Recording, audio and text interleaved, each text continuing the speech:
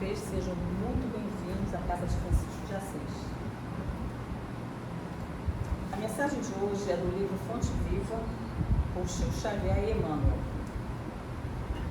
E a mensagem é: educa. Não sabeis vós que sois o templo de Deus e que o Espírito de Deus habita em vós? Está em Paulo, 1 Coríntios, capítulo 3, versículo 16. Na semente minúscula reside o germe do tronco benfeitor. No coração da terra há melodias da fonte. No bloco de pedra há obras de estatuária. Entretanto, o pomar reclama esforço ativo. A corrente cristalina pede aquedutos para transportar-se incontaminada. A joia de escultura pede milagres do buril. Também o Espírito traz consigo o gênio da divindade. Deus está em nós quando estamos em Deus. Mas, para que a luz divina se destaque da treva humana, é necessário que os processos educativos da vida nos trabalhem no empedrado caminho dos milênios. Somente o coração enobrecido no grande entendimento pode trazer e vazar o heroísmo santificante. Apenas o cérebro cultivado pode produzir iluminadas formas de pensamento. Só a grandeza espiritual consegue gerar a palavra equilibrada, o verbo sublime e a voz balsamizante. Interpretemos a dor e o trabalho por artistas celestes de nosso acrisolamento. Educa e transformarás a irracionalidade em inteligência, a inteligência em humanidade e a humanidade em angelitude. Educas e edificarás o paraíso na terra. Se sabemos que o Senhor habita em nós, aperfeiçoemos a nossa vida a fim de manifestá-lo. E neste momento, reunidos, Senhor, em Teu nome, com o propósito de nos tornarmos melhores, que possamos abrir nossas mentes e coração para o ensinamento que vier de Ti, através do nosso irmão João Marcelo, que está aqui também auxiliando a todos nós nessa caminhada e nos mostrando o Teu caminho, Senhor. E a todos aqueles aqui presentes, encarnados e desencarnados, que possamos juntos unirmos mentes e corações e guardar dentro de nós os ensinamentos de Jesus. Graças a Deus. Assim seja.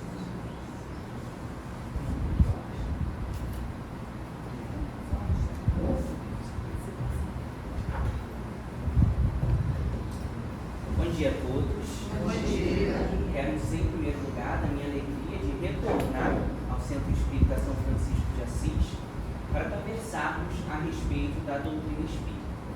Sempre que estamos respirando um ambiente com esse clima de alegria cristã, da fraternidade que o Evangelho nos traz, nós nos recordamos de uma passagem do Evangelho de João, capítulo 6, versículo 68, em que Simão Pedro se dirige ao Cristo nos seguintes termos: Senhor, para quem iremos nós, se só Tu tens as palavras de vida eterna? Então, quando nós nos encontramos em um ambiente onde é pregada a caridade pura, onde é falado sobre os sentimentos nobilitantes, sobre os ideais de enobrecimento moral, sobre a reforma íntima, sobre a nossa felicidade que é construída mediante os esforços ingentes para vencermos o homem velho, dando lugar na nossa natureza ao homem novo, nós nos perguntamos: para onde iremos nós?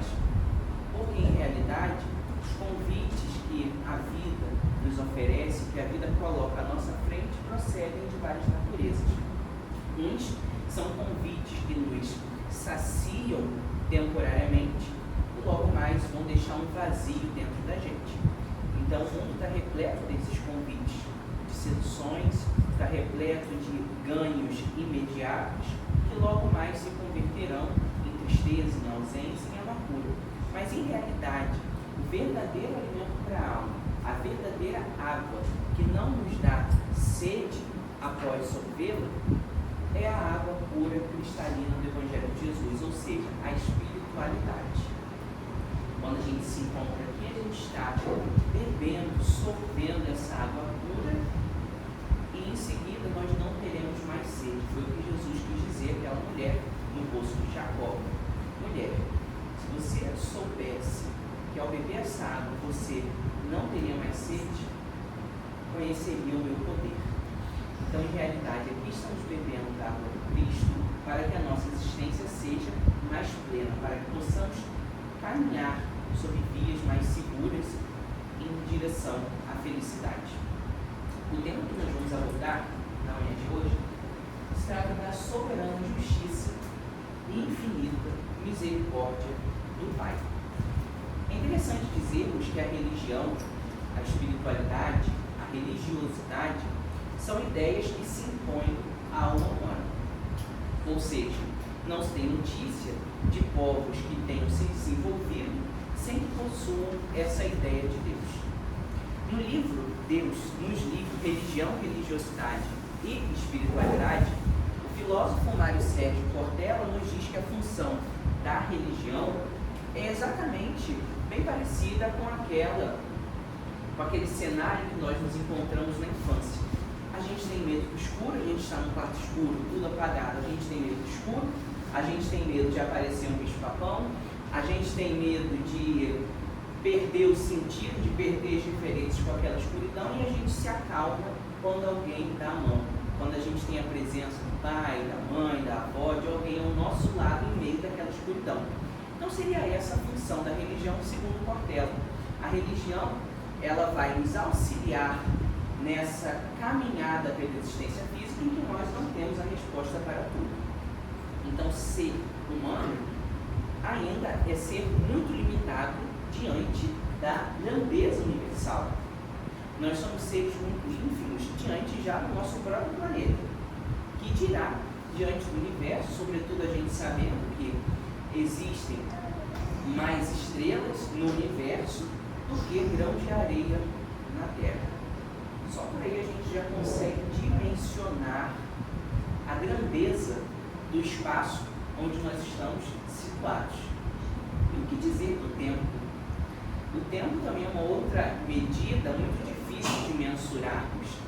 Inclusive, a gente tem uma noção de quão fugaz, tão rápida, tão pequena, tão curta é a nossa existência diante do tempo. O Carl Sagan elaborou aquele conceito, aquela metáfora do calendário cósmico, que nos diz que se a gente pudesse situar todos os fenômenos conhecidos do universo desde o Big Bang até o dia de hoje, colocando o Big Bang como sendo dia 1º de janeiro e hoje como sendo o último dia do ano, 31 de dezembro, o ser humano só apareceria na Terra nos últimos dias do ano, nos últimos dias do mês de dezembro. Então, aí, tendo essa noção do quão rápida, do quão pequena é a nossa existência no tempo, a gente se pergunta: para que eu existo? Qual o motivo de estar aqui? Qual o motivo da minha vida? Por que eu passo por tantos sofrimentos, por tantas dificuldades? Por que Deus me tirou do nada, me fez consciente para levar uma vida de sofrimento, para levar uma vida de tristeza, para levar uma vida de dificuldades? Então é aí que entra a religião. Porque a religião é o que vai nos dar um norte. A religião é o que vai nos dar um sentido existencial. Essa é uma necessidade humana. Todos os seres humanos têm essa função psíquica da religião, que pode estar tanto adormecida quanto ser desenvolvida. Então aí que entra a nossa busca por tentar entender esse universo tão complexo no qual nós estamos mergulhados. Então, primeiro ponto: Deus existe? Sem dúvida. Se nós lançarmos, projetarmos o nosso olhar sobre a natureza, a resposta vai ser muito clara: Deus existe. Porque tudo aquilo que se encontra em um universo foi produzido por uma inteligência. Nós conhecemos a grandeza dessa inteligência mediante a sua capacidade de executar algo. Então a gente pega um exemplo de fósseis. Nós encontramos, a arqueologia encontra em vários locais, e por aqueles fósseis a arqueologia consegue decifrar como foi a vida, ainda como se processavam os costumes de um determinado povo numa determinada época. Ou seja, pelo efeito, nós remontamos a causa. Pela complexidade de um objeto, nós remontamos a inteligência, a capacidade de executar daquele que criou, que desenvolveu o objeto. Então, se a gente não consegue desenvolver o mesmo que a natureza consegue, é porque a inteligência que criou todas as coisas está acima da inteligência humana. O nosso próprio corpo físico é de uma complexidade muito grande, uma vez que ele todo é projetado para que a vida possa ocorrer, para que a vida possa dar certo. Então nós temos o sistema cardíaco, o respiratório, o excretor, o nervoso. Nós temos vários sistemas que compõem o próprio corpo humano. E nem o próprio ser humano foi capaz ainda de decifrar o seu corpo completo. Se o ser humano tivesse sido capaz de compreender por completo o seu próprio corpo, nós já teríamos descobrido a receita da imortalidade. Nós já teríamos prolongado pelo menos em muito mais anos a existência na Terra. Já não teríamos as doenças que ceifam as vidas, que estilhaçam famílias. Então a gente não tem domínio nem do nosso próprio corpo, que dirá desse universo imenso que temos diante dos nossos olhos. Então, Deus existe, porque tudo na natureza denota uma intencionalidade. Toda a natureza é estruturada, é elaborada mediante leis perfeitamente colocadas para nós, a fim de que a vida possa se expressar, a fim de que a vida dê certo. Então, já que compreendemos, já temos como ponto pacífico que Deus existe, cabe-nos, no entanto, definirmos qual a natureza de Deus, como é Deus, porque a gente não consegue ver. Mas pelo fato de não conseguirmos ver Deus, isso significa que Ele não existe? De modo algum.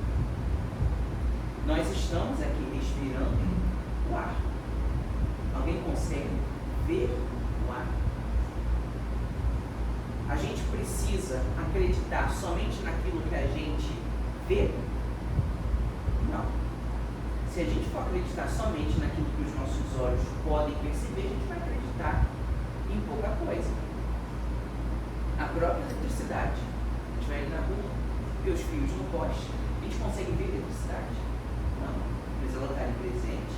Embora ela seja invisível aos nossos olhos, a olho nu, ela está ali presente. A eletricidade, ela move máquinas. A eletricidade é o que nos permite estar aqui.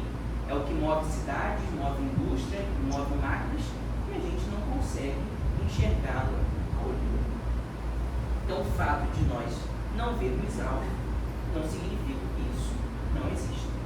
Mas, pelo raciocínio, pelo esforço filosófico, nós somos capazes de remontarmos algumas características dessa divindade que a tudo abarca e tudo criou. A gente pode pensar no que Deus não pode deixar de ser e chegar à conclusão do que realmente Deus é. E foi esse o esforço que Allan Kardec fez no livro A Gênese, no capítulo 2, da parte 1, que trata de Deus, especificamente no tópico que vai dissertar acerca da natureza divina. Então o codificador nos fala que não é dado ao homem ainda sondar a natureza completa do seu Criador. A gente só vai conseguir desvendar por completo a natureza do Criador quando nós nos depurarmos enquanto espírito. Ele próprio utiliza uma figura muito interessante aqui na obra Gênese, comparando com um dia de sol, porém que esteja com muita neblina.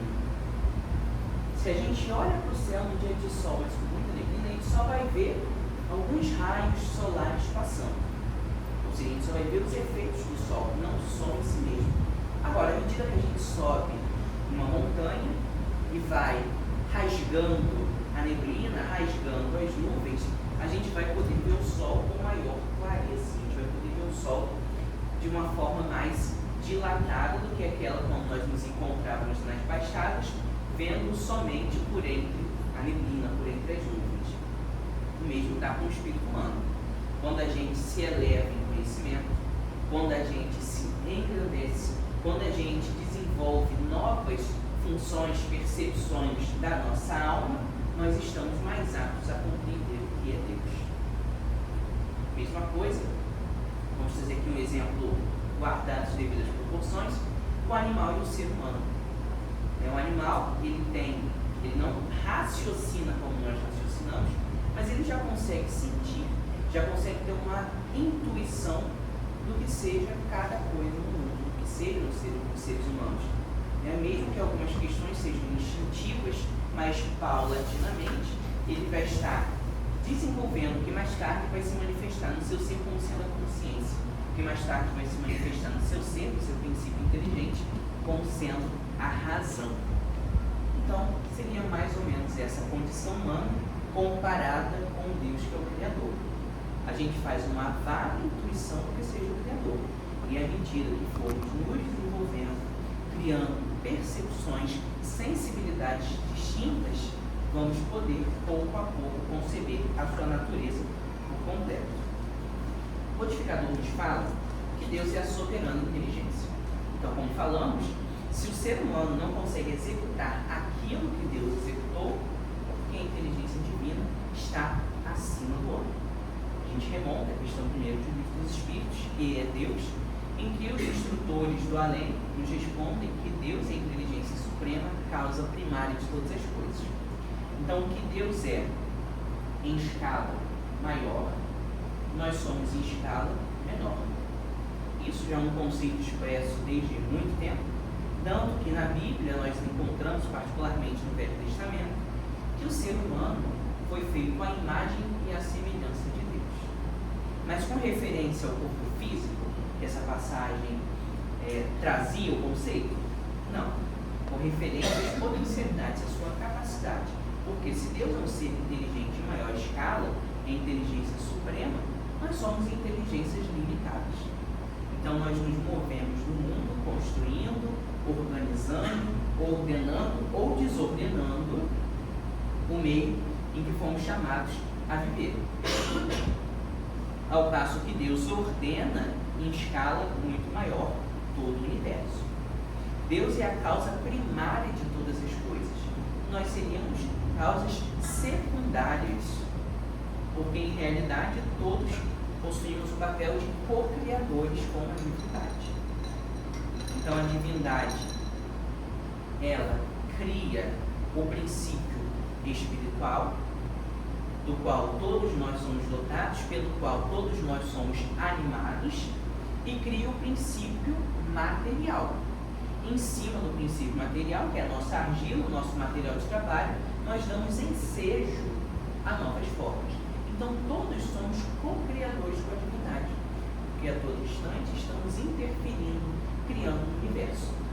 Jesus é o ser co-criador com a divindade. Então a gente sabe que os planetas, que os orbes, eles são coordenados no seu processo de formação por espíritos muito elevados, que talham aquele orbe de acordo com as necessidades evolutivas daqueles que encarnarão ali, daqueles que viverão ali. O mesmo ocorre com Jesus, que foi o Espírito designado por Deus para que conduzisse, carreasse a evolução de nós, seres que mourejamos aqui no planeta terrestre, acertando, errando, batendo a cabeça, porém sempre angariando experiências. Então Jesus é um ser co-criador em escala maior do que a nossa. Ele cria planetas, ele lida com coletividades, ele lida com os povos, com a evolução coletiva da humanidade. E nós somos seres co-criadores em uma escala menor, porque nós criamos o nosso próprio destino. Obrigado. Nós criamos a nossa própria felicidade ou infelicidade. Então, dentro das leis que Deus estabelece, nós nos movimentamos, e aí, se vamos na direção desta lei, nós somos felizes. Se vamos na direção oposta a essa lei, nós somos infelizes. Então são as nossas próprias escolhas que determinam a nossa condição ditosa ou desditosa. Então, voltando aqui ao texto de A Gênese, Deus é a suprema e soberana inteligência. Allan Kardec nos diz mais: Deus é eterno. Eternidade é algo que não tem começo e não tem fim. Nós somos seres eternos? Não. Nós somos seres imortais, porque nós tivemos um princípio, mas não teremos fim. Ao passo que Deus é o único ser eterno. Porque se Deus tivesse um princípio, o que haveria antes de Deus? Se Deus tivesse um princípio, quem teria criado Deus?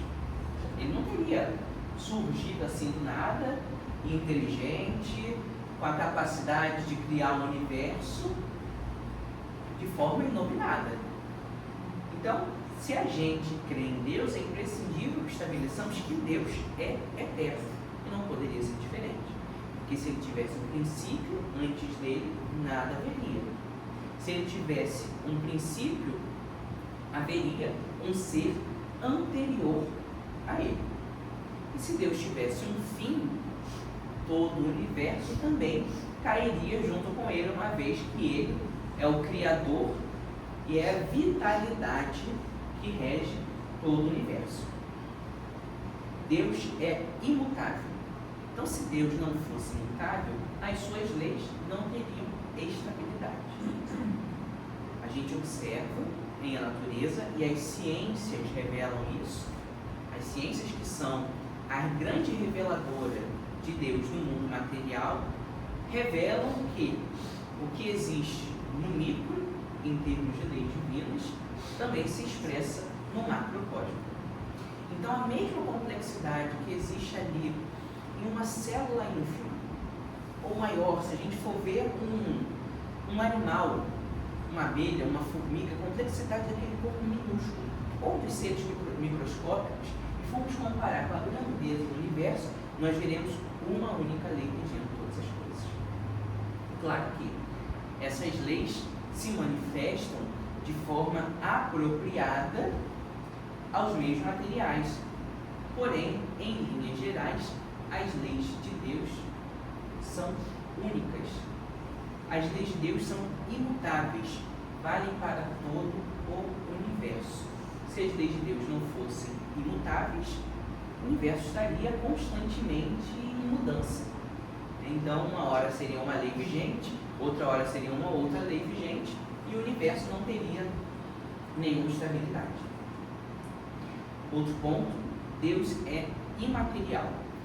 Ou seja, Deus diferencia-se de tudo aquilo que a gente conhece sendo matéria.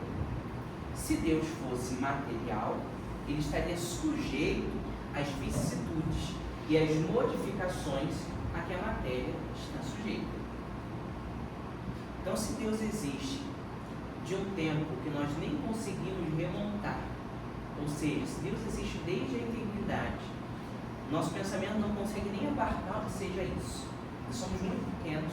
Nossa passagem no universo, nessa vida física, é muito pequena diante da eternidade, então a gente não consegue nem abarcar. Então, se Deus ele existe desde a eternidade e existirá para sempre, ele não pode ser de natureza material, porquanto tudo aquilo que se reveste de matéria está fadado a perecer.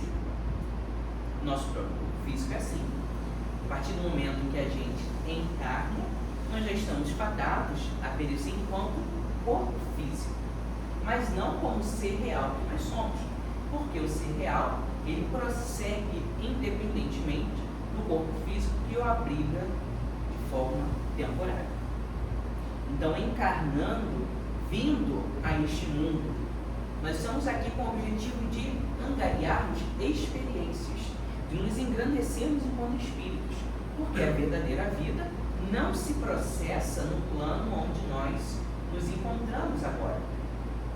A verdadeira vida, a vida eterna que Jesus se referiu e que todos os santos místicos religiosos se referiram, é aquela que se processa no plano diferente daquele que nós nos achamos hoje. Aqui é uma passagem. Nós somos seres espirituais, em realidade, passando por uma vivência material e não o oposto. No entanto, a gente cria essa inversão de valores. A nossa consciência é de um ser material, ou seja, eu sou meu corpo físico, se esse corpo morre eu também morro, porém com uma vivência espiritual, um momento de espiritualidade, sendo que na verdade a consciência que o Espiritismo vem despertar em cada um de nós é a oposta. Eu sou um ser da vida verdadeira e estou aqui para relatar experiências. Então é como se a gente estivesse indo exatamente para uma guerra quando a gente encarna. Quando a gente vai para uma guerra, a gente não se paramenta toda? A gente não, é a pessoa que vai para a guerra. Não se paramenta toda? Veste lá uma armadura, uma roupa específica. E quando termina de utilizar essa roupa, quando a guerra acaba, ela deixa essa roupa já surrada, essa roupa já velha, essa roupa já machucada de lado e se liberta daquela roupa velha. Então a imagem é a mesma da vida do corpo físico. A gente vem aqui para uma guerra. Que guerra é essa? É a guerra contra nós mesmos, né? É a guerra contra aquilo que ainda não entendemos, contra a nossa rebeldia com relação à lei de Deus.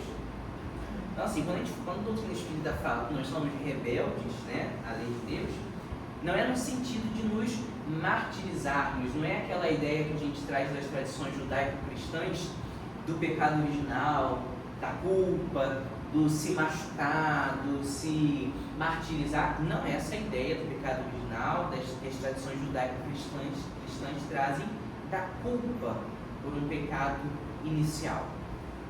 E sim porque, em conhecendo-nos hoje, a gente consegue fazer uma ideia de quem nós fomos ontem.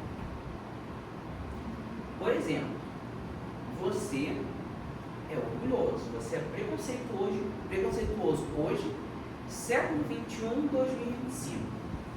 Você acha que você estava em qual lado quando estava sendo discutida a abolição da escravatura, por exemplo? Hoje a gente fala assim, jamais eu estaria do lado de quem defendia a escravidão. Será mesmo? Hoje a sua consciência é outra, hoje você é outro, mas naquela época você podia estar lá defendendo, certamente você estava lá defendendo, se você é preconceituoso hoje. Por quê? E aí tem essa frase que é clichê, mas a gente repete porque ela faz sentido, a gente está na nossa melhor versão. Né? A gente está na nossa melhor versão. Então, lá atrás, possivelmente, nós não éramos esses anjos, essas flores que a gente supõe ser hoje. Então, quando a doutrina espírita nos fala de rebeldia de lei de Deus, é nesse sentido, porque a gente não observou a lei de Deus e aí se manteve numa postura contrária que essa lei prevê para a nossa felicidade. Então, aí que entra a rebeldia. Não é a ideia do pecado original. Então, vindo ao mundo físico, a gente entra numa organização familiar, social, para que justamente a gente possa encontrar situações e não olhar para fora, mas sim olhar para dentro. Então a nossa configuração familiar, a nossa configuração social, elas são exatamente ideais para que a gente possa olhar para dentro de nós mesmos. Então o que nos incomoda fora deve ser um trabalho, deve ser um exercício para nós olharmos dentro. A própria doutrina cristã é um convite à interiorização.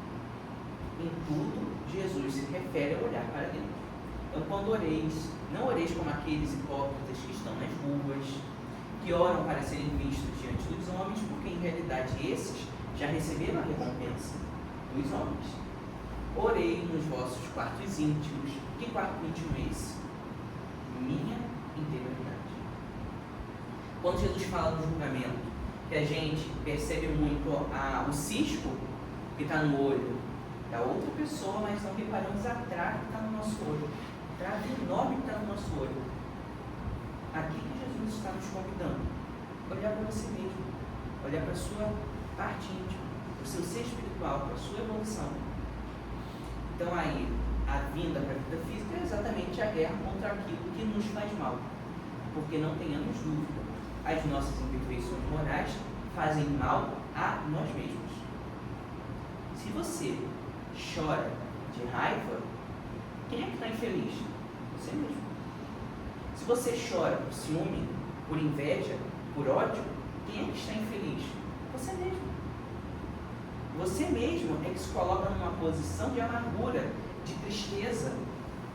Então a vinda para a vida física é exatamente para você se libertar disso que te impede de ter uma vida mais plena, de ter uma vida mais feliz.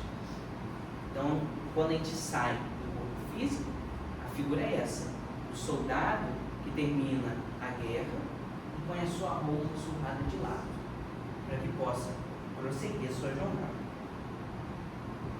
Então Deus não pode ser material, porque em realidade, se Deus fosse revestido de materialidade, estaria sujeito às transformações da matéria. Então assim a gente não pode pensar. E se a gente já pensou Deus de forma material, aquele Deus sentado no trono, aquele Deus de barba branca, aquele Deus velho, barbudo, é porque nós atribuímos ao Criador as nossas próprias qualidades. É porque, sem podermos definir o que Deus é, nós definimos com base no que nós conhecemos, ou seja, tiramos por nós mesmos. Aí a gente pode pensar Deus de várias formas. Pode pensar Deus homem, pode pensar Deus mulher, igual no filme A Cabana, que Deus era uma mulher negra, por que não? No nosso imaginário, a gente só vê o Deus homem, mas por que Deus não pode ser mulher? A natureza que abraça a vida, que desenvolve a vida, que fecunda a vida, então são apenas metáforas humanas para designar algo que ainda escapa da sua percepção, porque em realidade Deus não tem nenhuma dessas nossas características. Ser homem, ser mulher, de ter barba, estar no trono, enfim. Deus é onipotente. Deus é onipotente porque não existe nenhum ser com uma potência, com uma capacidade, com uma inteligência superior a dele. Se existisse um ser com uma inteligência superior à de Deus, esse sim seria Deus.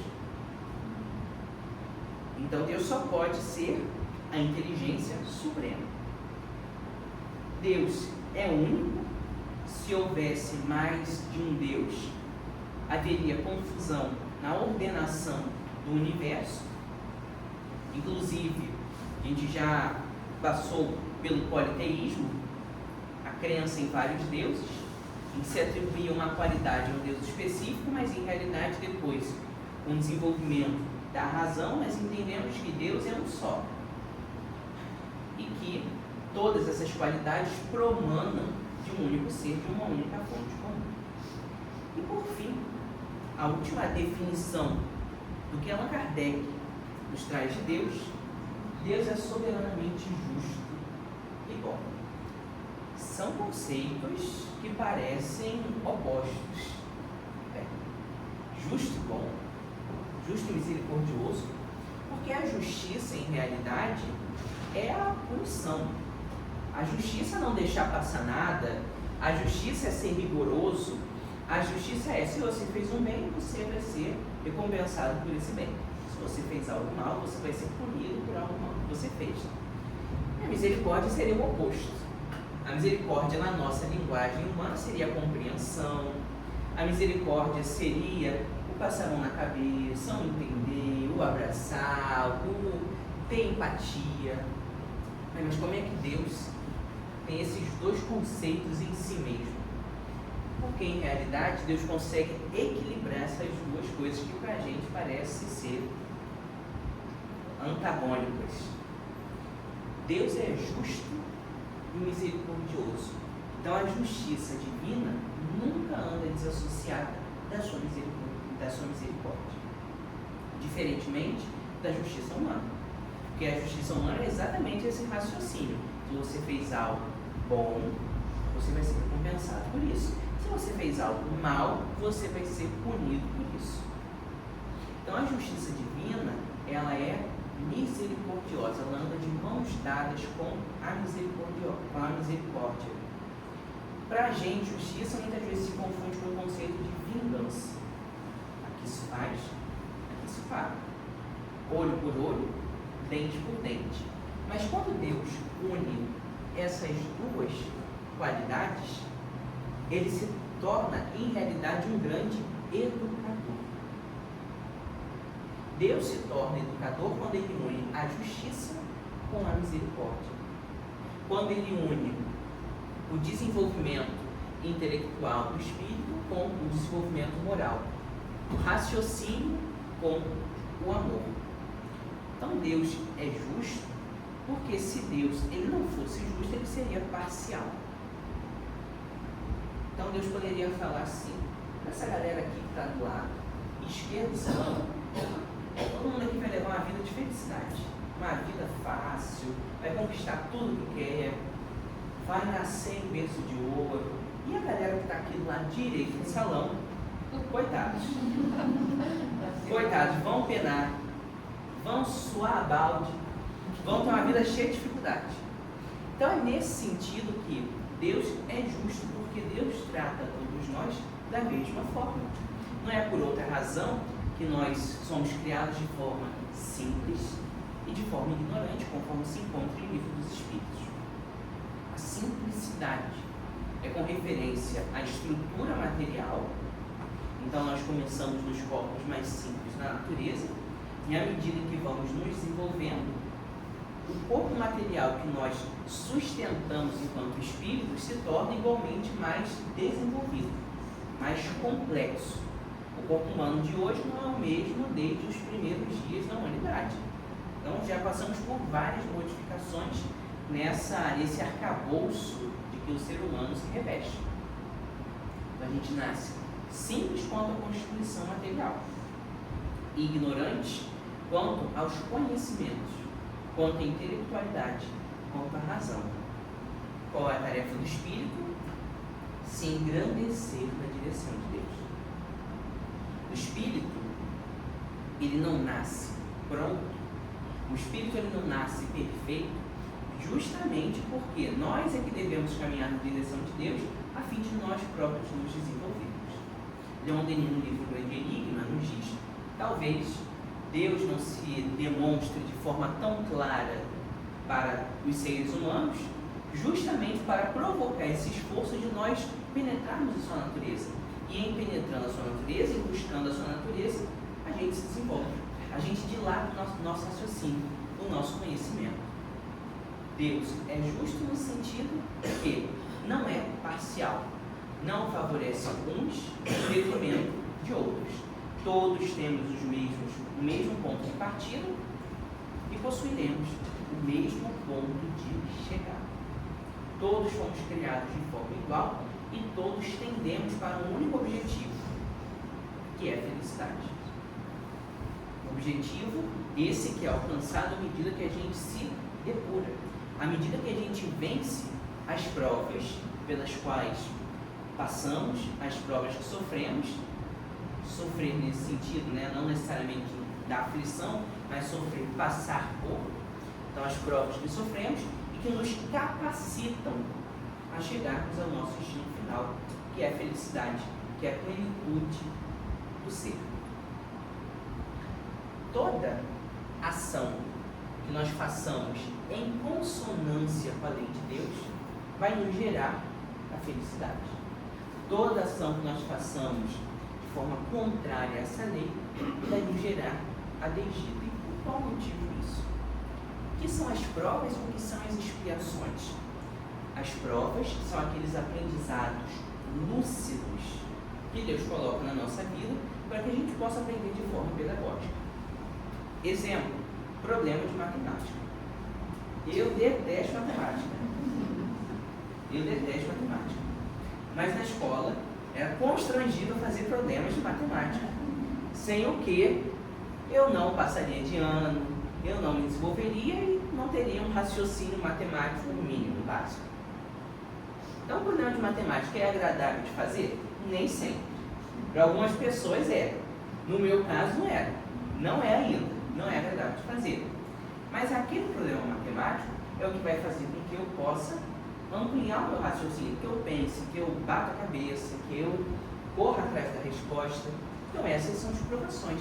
Então, familiar difícil,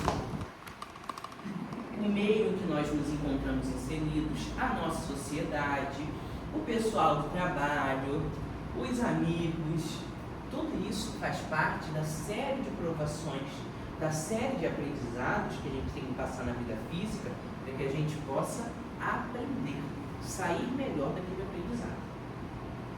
Então, provações. E as expiações seria exatamente o reordenamento que temos que fazer diante da contabilidade divina, já que praticamos um desequilíbrio nessas leis. Então, o que seriam as expiações? Você voltar exatamente ao ponto onde você errou e você desfazer aquele erro. Porque quando a gente desfaz o erro, a gente tem a capacidade de pensar: isso não foi agradável nem para mim, nem para ninguém, então não vou repetir. Deus é punitivo? Não. Deus não é punitivo porque a sua justiça está associada à misericórdia. Se Deus fosse punitivo, a gente teria que sofrer exatamente de forma proporcional ao mal que fizemos. E é assim que ocorre. A gente sofre na mesma intensidade do mal que produzimos no universo? Não. A gente sofre o que merece? Não. A gente sofre menos do que merecemos graças à misericórdia de Deus. Porque o que Deus quer não é o extermínio do pecador, conforme nós encontramos no Evangelho, e sim do pecado. Não é o extermínio daquele que sofre os efeitos das imperfeições, e sim da imperfeição em si, da moléstia que o consome, da moléstia que traz infelicidade para a sua vida. Então, o que Deus quer quando a gente sofre não é o pagamento centavo a centavo daquilo que a gente fez, é o aprendizado. Então, por exemplo, a gente remonta a uma vida anterior. Se eu pratiquei muito mal uma vida anterior e nessa vida eu já volto convencido de que fazer o mal não é legal, de que só traz prejuízos para mim, de que eu estou infelicitando a vida de outras pessoas e de que eu tenho que mudar de conduta, será que a minha expiação, que a cobrança que a providência divina vai fazer, vai ser proporcional ao mal que eu fiz?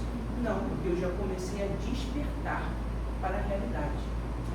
Eu já comecei a despertar para o que eu tenho que fazer, para com os meus deveres perante a vida. Então a gente não está fadado à justiça do Pai, pura e simplesmente. A gente sempre está envolto na justiça associada à misericórdia.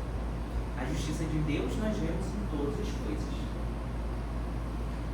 Toda vez que nós produzimos um mal à natureza, a natureza responde de forma correspondente a fim de equilibrar o mal que nós fizemos.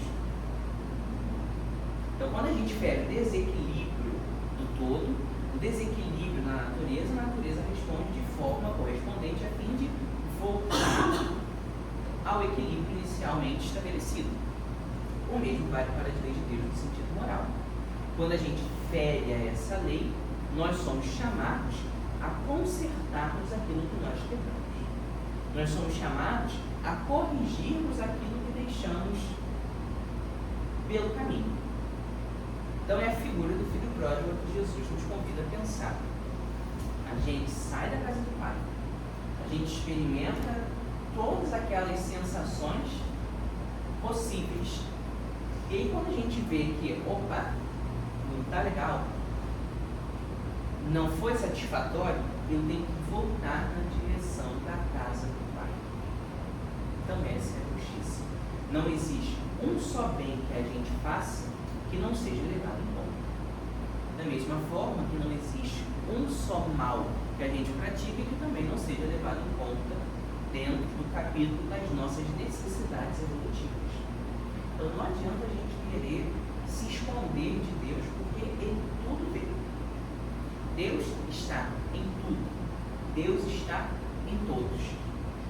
No livro A Gênese, Allan Kardec pergunta ao Espírito como seria essa presença de Deus em todas as coisas, uma vez que Deus não se encontra circunscrito, limitado a um só lugar. E é um Espírito, na Sociedade Parisiense dos Espíritas, ele informa que Deus seria como se fosse um fluido. Vejam, é uma comparação. Não significa a ideia de materializar Deus. Se trata de uma comparação.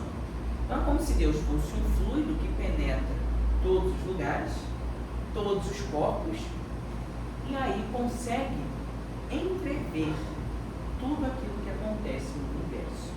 Então, conforme se encontra na primeira epístola de João, nós estamos nele e ele está em nós. Então, a ideia dessa figura não é materializar Deus. Deus é um fluido. Mas se a gente pudesse estabelecer um parâmetro de comparação, seria algo mais ou menos parecido com isso. Outro exemplo que o Espírito nos dá é tomando o nosso próprio corpo físico. O corpo físico, a nossa dimensão material, ela se encontra preenchida pelo princípio espiritual, que se dilata por todas as partes do nosso corpo físico. Toda vez que acontece algo em uma determinada parte do nosso corpo, o espírito sente. Ou seja, o perispírito, o nosso corpo sutil da alma, ele leva as impressões do corpo físico para a alma em si, para o espírito em si. E aí o espírito, traçando uma figura, em A Gênese, ele nos fala que essa seria mais ou menos a figura do que agora o universo.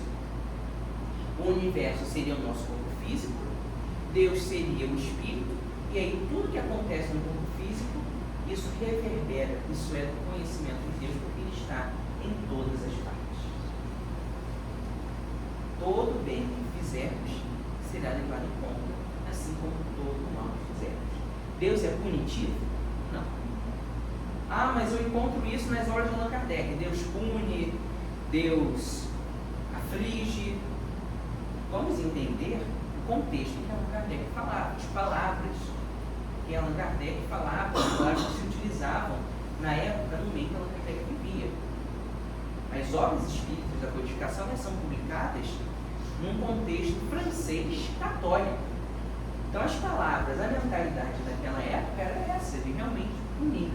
Mas se nós entrevermos, não a forma, mas o conteúdo daquilo que Allan Kardec nos fala, com referência às penas e recompensas futuras, nós veremos que sempre tem atravessada a questão da educação do ser, da pedagogia divina carregando o progresso de todos e de tudo em direção à plenitude, em direção ao melhor.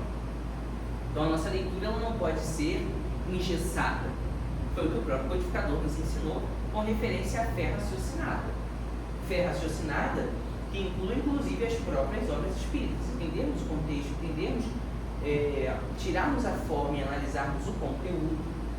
Então quando o codificador nos fala Deus pune, é nesse sentido, de que Deus nos oferece as provações e as expiações para que possamos evoluir.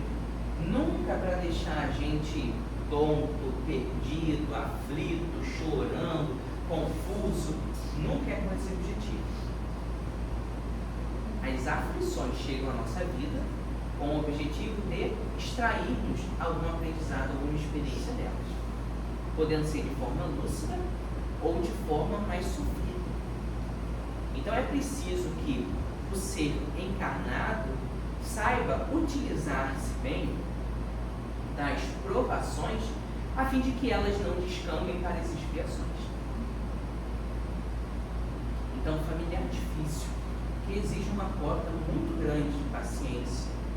O familiar difícil que é causa de muito choro, que é causa de muita revolta, que é causa de muito embaraço, que é causa de muitos sentimentos negativos, se você não fizer o esforço para amá-lo e sim desenvolver os sentimentos opostos ao amor, quais o ódio, quais a revolta, quais a vingança, a ausência do perdão, você poderá descambar numa expiação.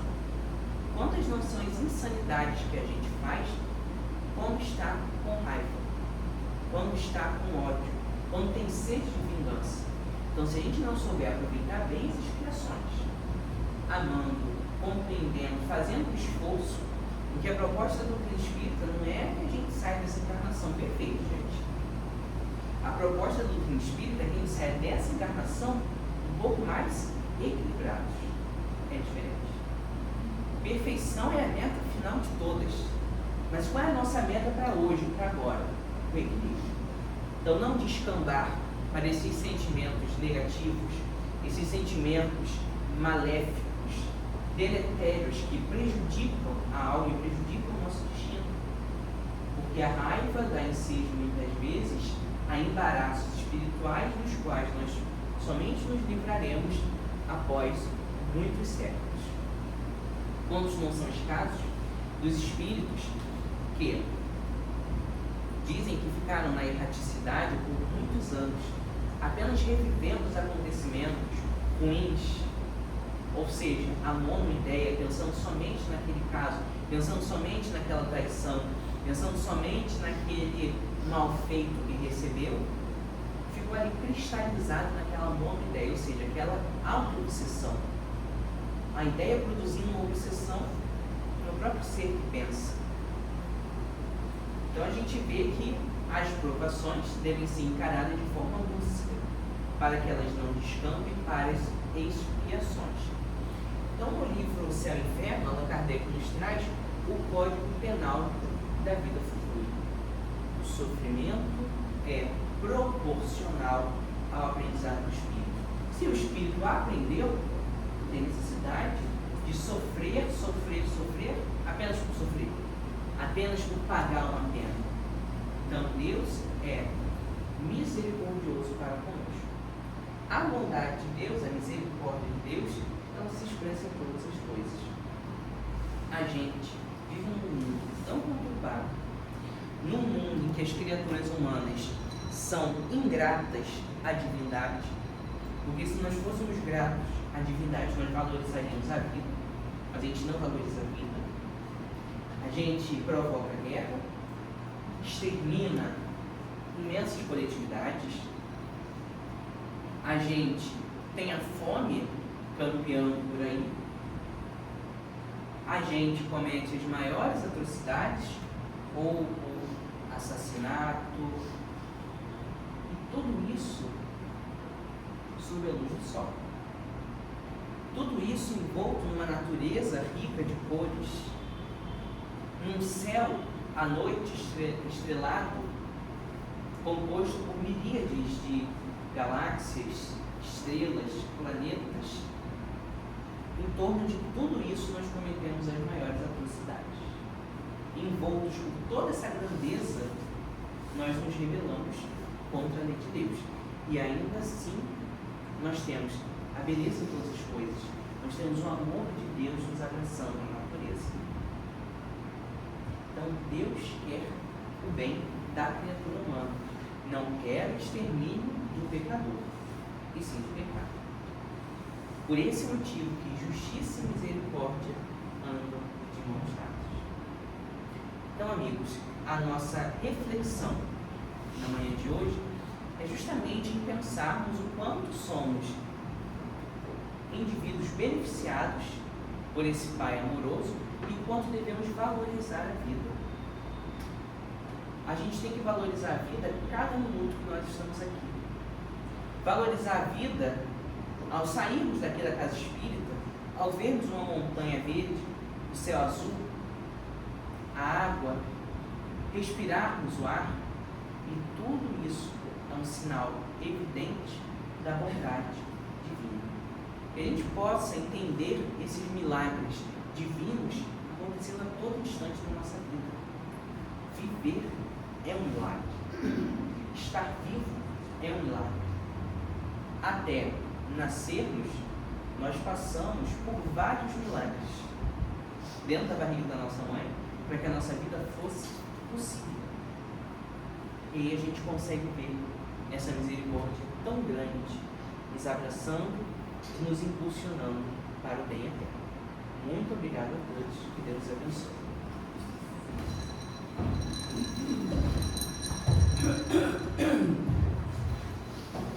como sempre, que aproveitemos esses momentos de paz que tivemos e de aprendizado, que tudo que foi colocado aqui, nós possamos realmente guardar dentro de cada um de nós. Parece fácil, a gente sabe que não é, porque essa reforma é dentro de nós. Nós não temos que reformar nada, temos que reformar nós mesmos. E como o Marcelo falou, a gente vê a dor no mundo, o que acontece, no fundo a dor está dentro de nós, que nós sejamos esse grãozinho de areia que possa modificar o que acontece. Somos realmente irmãos. Cada dia que nós acordamos ou que vamos dormir, a gente ora a oração do Pai Nosso. Porque quem ora de verdade essa oração, ele fala que ele é Pai Nosso, ele é Pai de todos nós. E nós somos o quê? Uns dos outros. Amigos, companheiros, mas irmãos. Sabe, o destino do nosso planeta, desse universo, está em nossas mãos. Jesus disse: vós podeis fazer muito mais do que eu faço, mas nós não acreditamos em nós mesmos. Porque quando a gente realmente acreditar, a gente vai parar de olhar para o próximo como um adversário, sabe? Porque o que dói nele vai doer em mim um dia, a cobrança será feita, a justiça de Deus. Que nós possamos sair daqui melhores e, de passo a passo, um dia chegar a Jesus puros de coração. Meus irmãos, muito obrigada. É sempre um alento estar aqui e ver assim, salão tão cheio mesmo, tá? E todos muito felizes.